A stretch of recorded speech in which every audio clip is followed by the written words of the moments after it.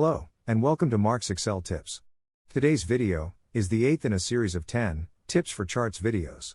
After going through these 10 charting tips, you'll be faster and more efficient than ever before. You can find the links to each of these 10 videos in the video description below. Let's get started. If you find value in this video, please give it a like to help others find our videos. Tip number 8, hook up a chart title to a cell.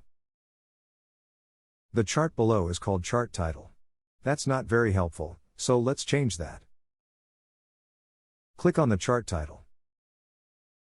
Type an equals sign in the formula bar. Click the green cell that contains the text, Week 1. Press Enter. Now the chart title is Week 1, that's so much better. And from now on, the chart title will always show what's in the green cell. Try it out by typing something else in the green cell and pressing Enter. That's it for today's video.